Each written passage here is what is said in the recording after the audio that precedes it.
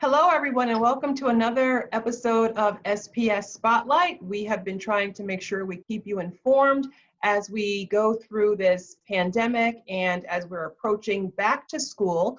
I'm really excited to welcome as our guest today our Assistant Superintendent, Lydia Martinez, who has been involved with hundreds of hours of planning at this point for back to school. And so we have a set of questions and issues that were raised to you, Lydia, through an organization called the PCAC.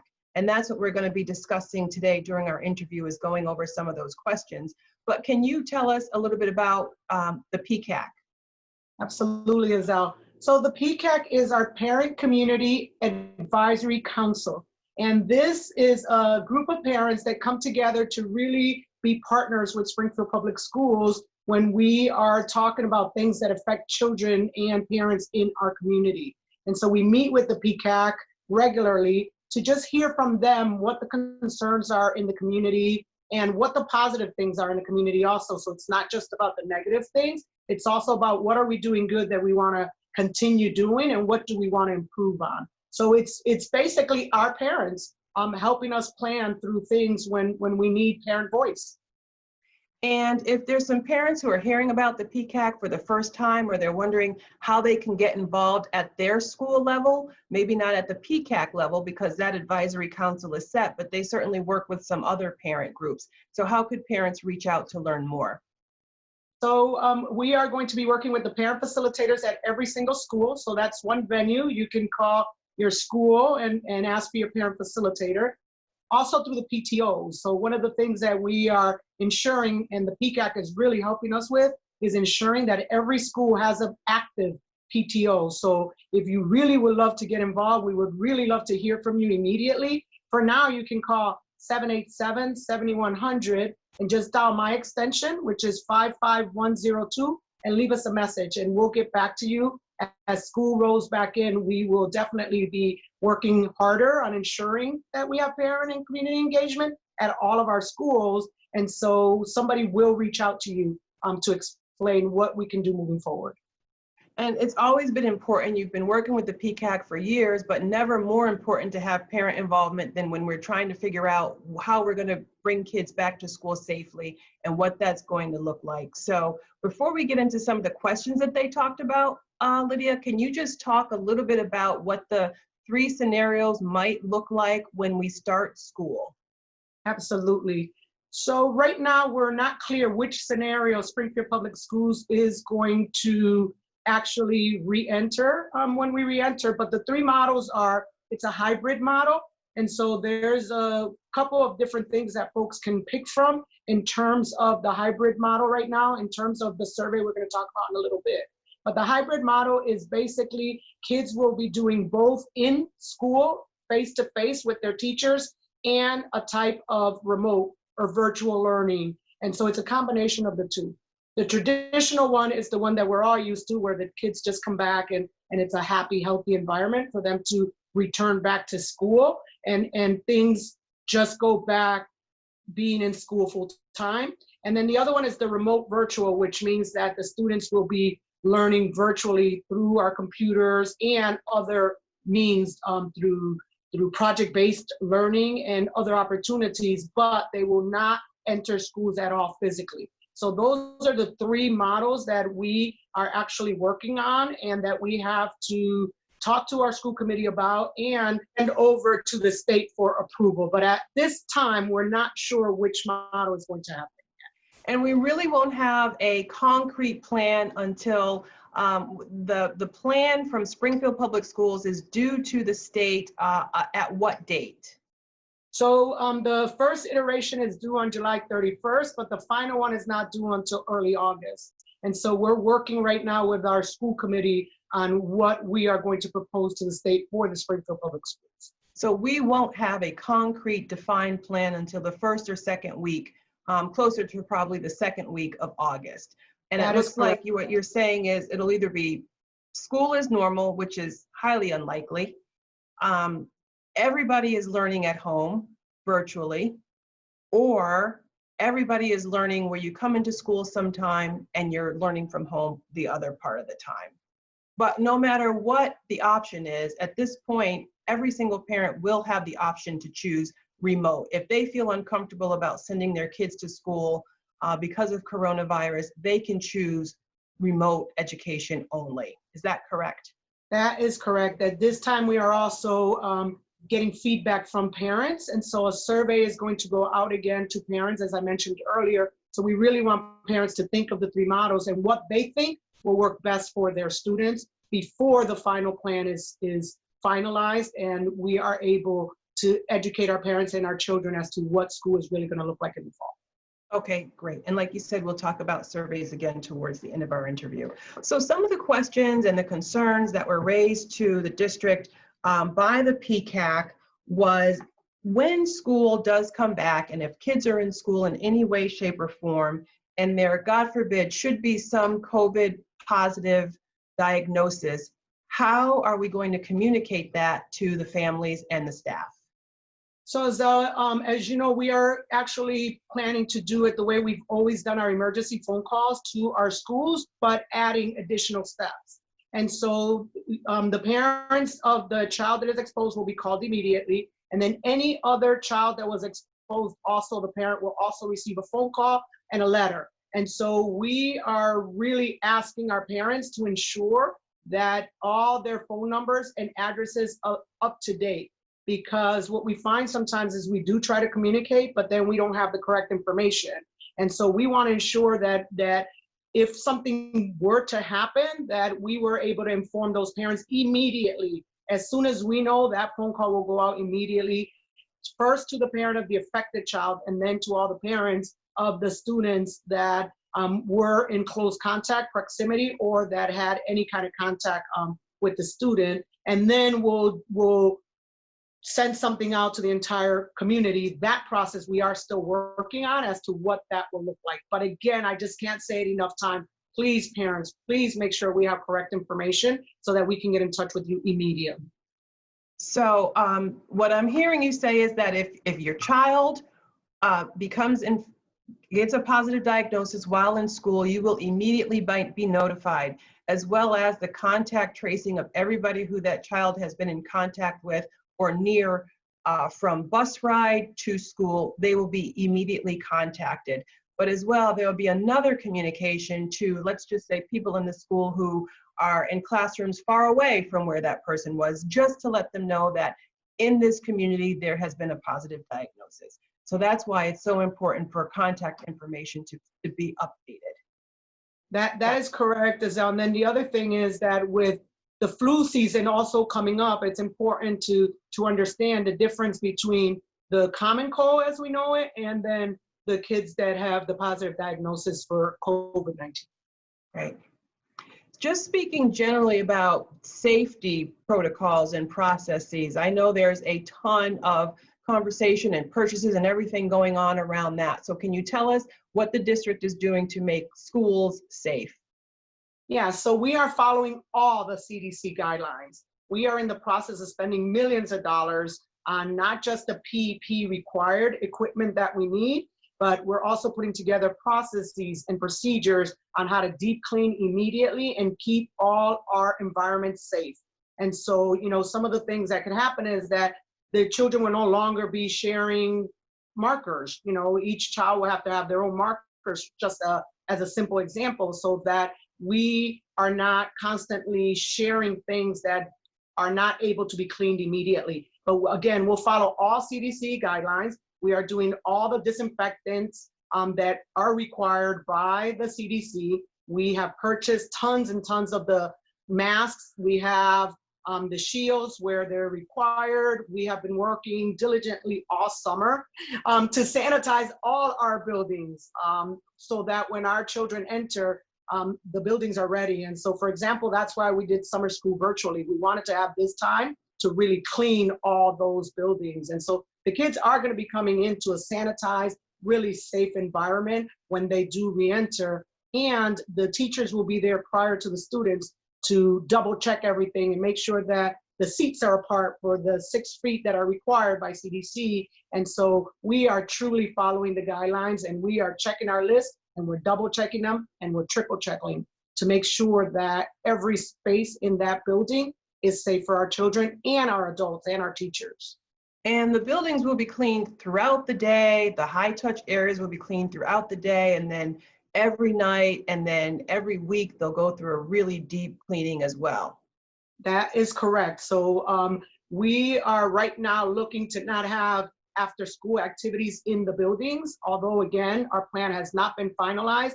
It is one of the things that we are exploring so that we have that time after school to really get deep into every aspect of the school that we need to really sanitize for the children to come in. And we're even proposing to have 1 day of cleaning in between classes. So we'll see how that really pans out and what the school committee really recommends to the state that we're going to do. But part of the cleaning is part of our routines and part of our schedules. And I know there's been there's the CDC recommends that people stay a certain distance apart from each other.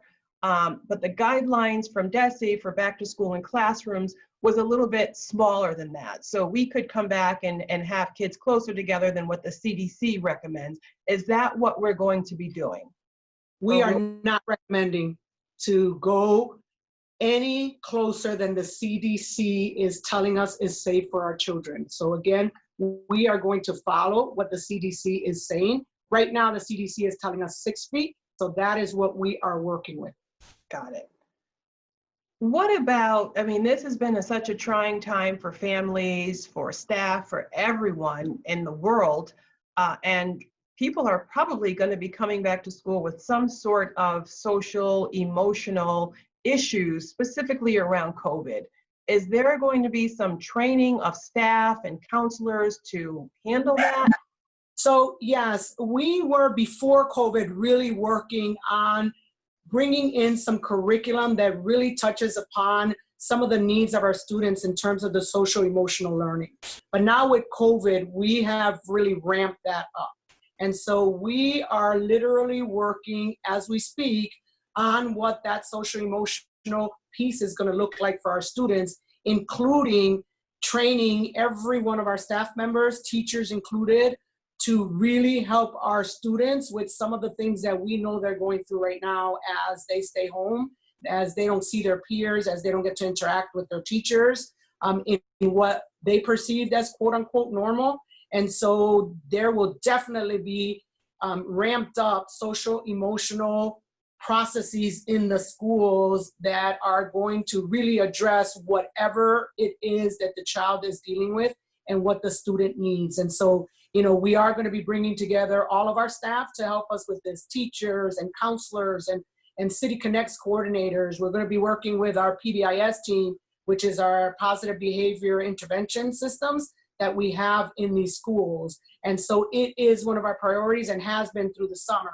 So when the teachers return back, they will be getting quite some intensive training around that arena so that they are ready and prepared to build those relationships with our students, because we all know that in order for us to be able to teach our students, the teachers have to build that relationship with them. And in order to do that, they need to understand them. And in order to do that, they need to understand where they're coming from and help them get to a safe place where then they feel safe to learn.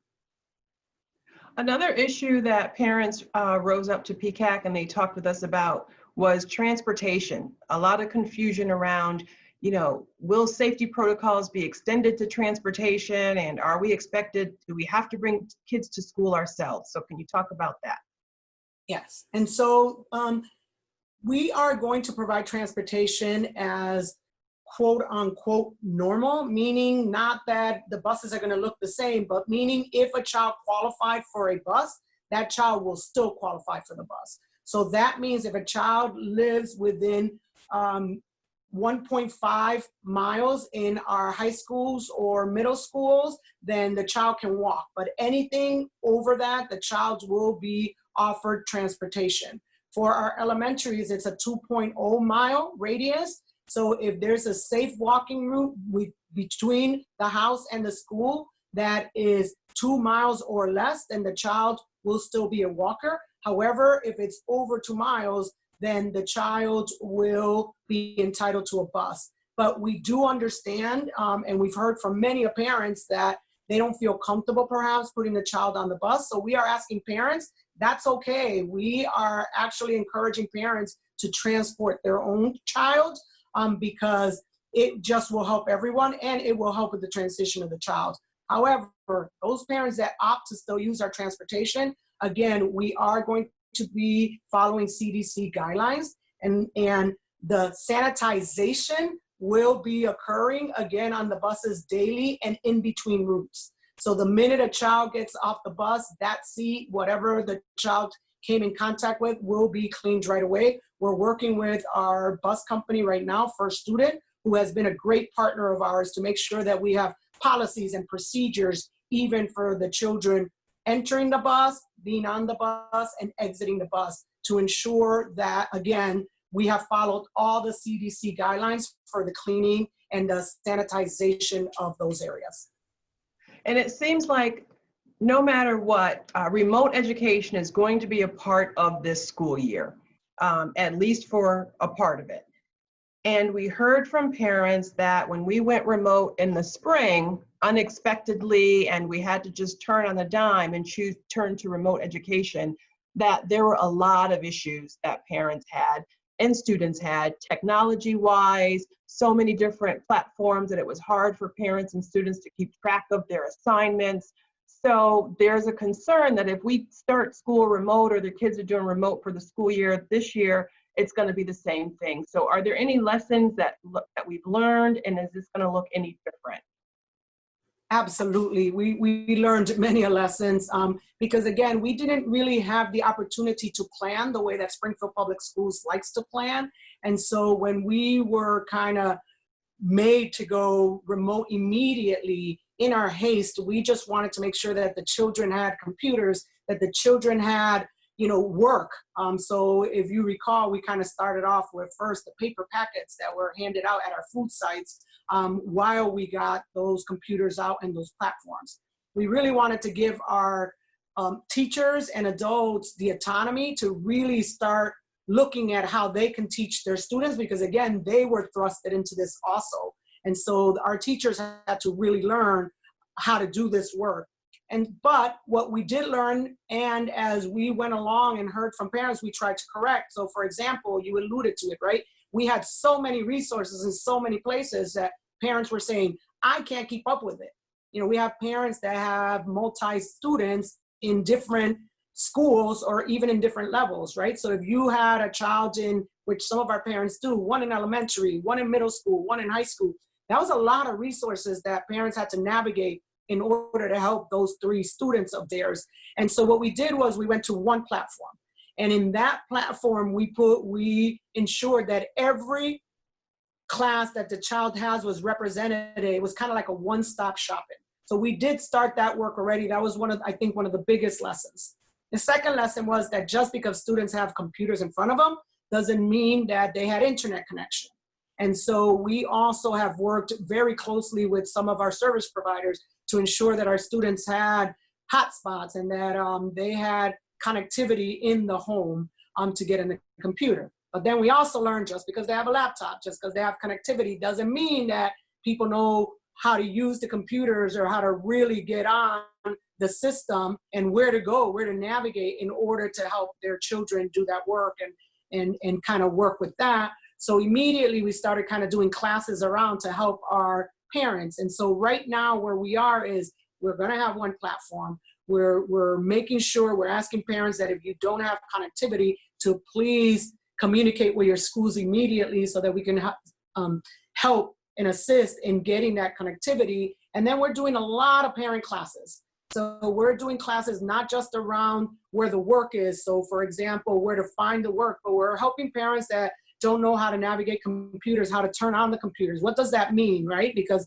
if you've never done it, it might be easy for you and me, but not everyone's had a computer. So where do you turn it on and how do you navigate it? So we're doing very technical courses, but then we're also working on doing some courses for our students so that our parents could just say, look, I can't teach you with Algebra 1, but look, click here, your teacher put this resource on, and that'll teach you how to do Algebra 1.